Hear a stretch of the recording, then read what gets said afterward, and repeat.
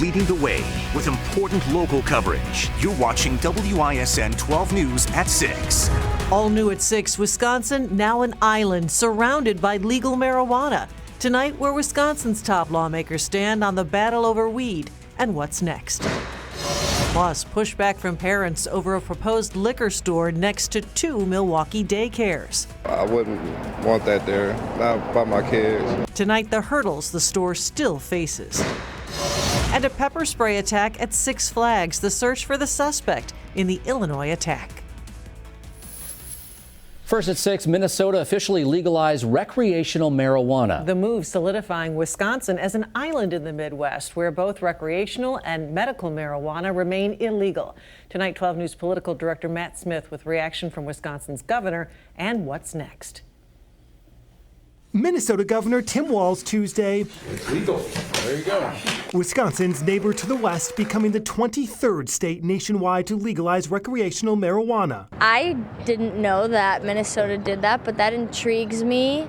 I'm interested to see what happens with Wisconsin, knowing it's a swing state. Do you think it should be legalized here in Wisconsin? No, I don't think so. Why not?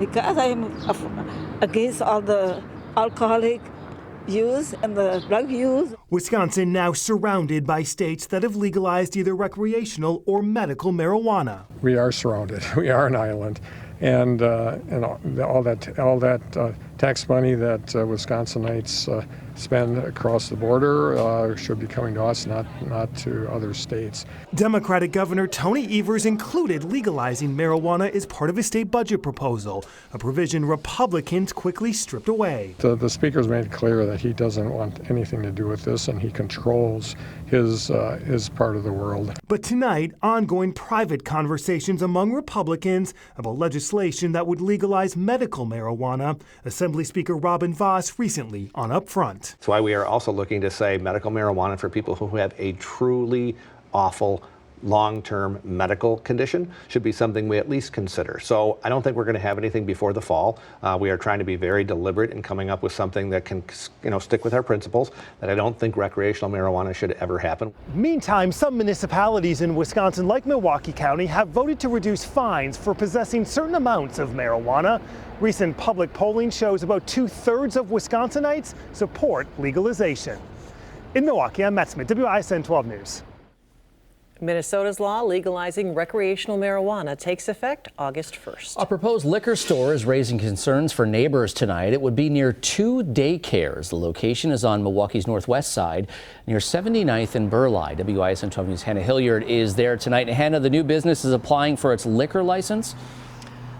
Right, Patrick. So Liquor Outlets 2 is applying for their application right now, but it's proximity to 2 daycares. That one across the street right next to the business, and then this one here that has neighbors concerned and wanting this application to not be approved. A former Family Dollar could soon see a new business, one that's caught the attention of those living and working nearby, like Stephen Williams. I'm all about businesses and, having people have the ability to take care of their family. But what disturbed me was that it was going to be a liquor store. A proposed liquor store directly next to a daycare and across the street from another. In my opinion, it's going to disrupt the area just to have that type of traffic coming in. Both daycare owners are against the idea, and same goes for parents 12 News spoke with Tuesday. I wouldn't want that there, not by my kids. And why is that? I mean, it's going to bring the wrong kind of crowd. And, I like it safe right how it is right now. According to city regulations, a liquor store cannot be within 300 feet of a daycare unless it receives an exemption from a majority of the Common Council. In a statement, the store owner behind this new business says he's aware of the ordinance and, quote, I have been working with the aldermen to learn about the neighbor concerns and are working on ways to address the concerns that have already been brought forth. In my eyes, I just don't see that would be allowed in any other community. I just don't believe that it would be. This notice Williams says he received indicates a license committee public hearing regarding this location will occur on June 6th. And Hannah, there is also a community meeting set for tomorrow night. Right, Patrick. So that community meeting is going to be over at Beautiful Savior Lutheran Church tomorrow night at 6 o'clock. The owner does tell me that he plans on being at this meeting along with his attorney to discuss their plans for this business as well as hear from neighbors. And that church is near 85th and Hour. Hannah Hilliard reporting live in Milwaukee tonight. Breaking news tonight, a Milwaukee County jury finding a mother guilty of killing her 10-year-old daughter. The jury found Henrietta Rogers fatally strangled Jada Clay in February of last year after the two had argued about hair braids. Just before 5 o'clock tonight, the judge read the verdict, finding Rogers guilty of first-degree reckless homicide. And here is some of what attorneys told jurors in their closing arguments this morning, just before deliberations began. Think about the intentionality of strangling someone to death. Think about the fact that after that person is strangled to the point of unconsciousness, there is no aid sought. The government hasn't proven that she was at the house at or around the time that this murder occurred.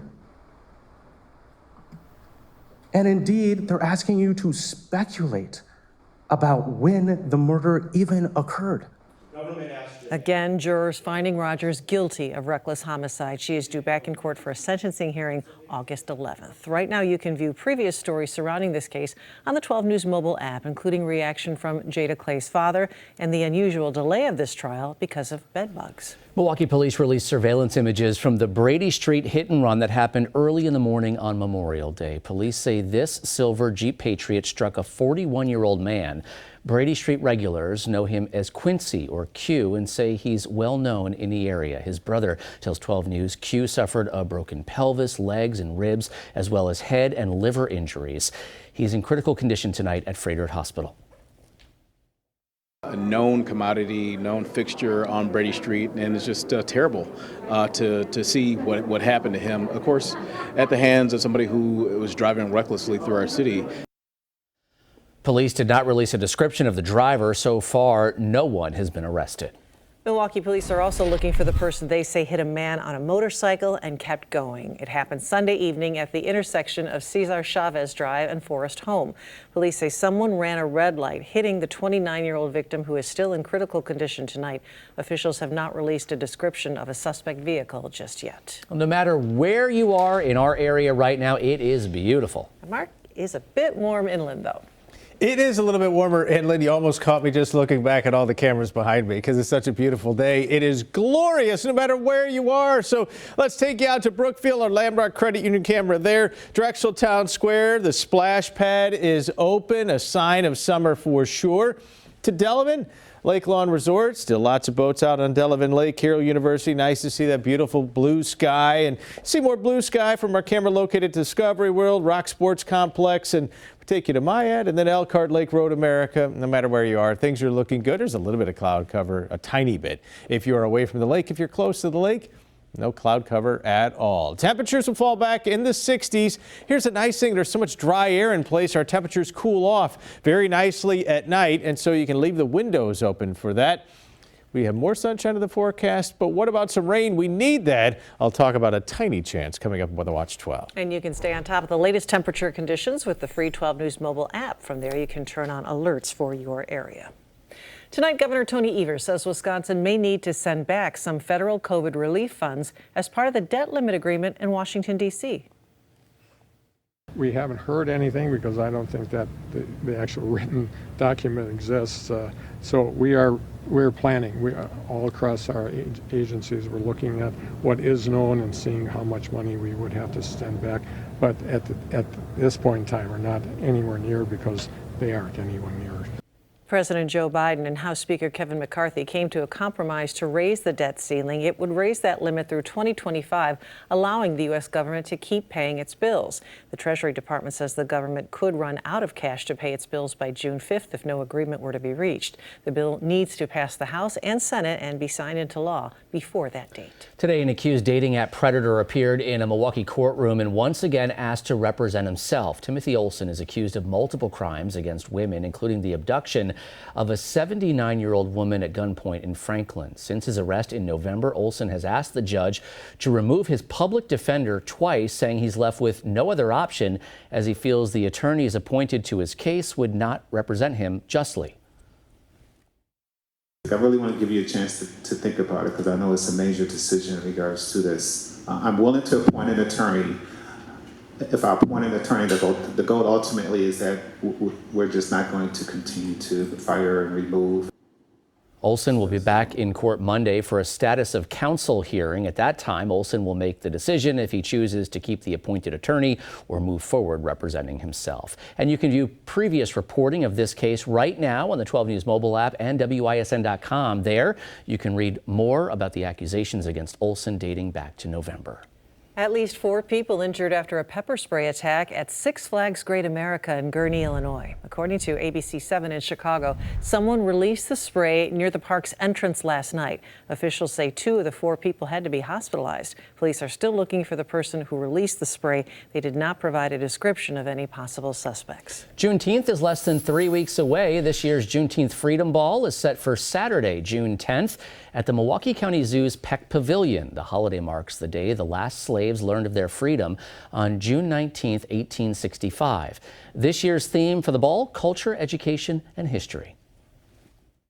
We thank so much those that have sponsored, those that will be at Freedom Ball in the next couple of weeks, because that is a way for us to not only celebrate our youth, but celebrate our pioneers and our trailblazers. Tomorrow, official Milwaukee Juneteenth merchandise that you see here will go on sale at the Northcott Neighborhood House. Still to come, an unwanted visitor shows up in a Waukesha County backyard. Just totally surprised that there's bear in New Berlin. Up next, what neighbors are saying about the black bear scare and what it appeared to be targeting.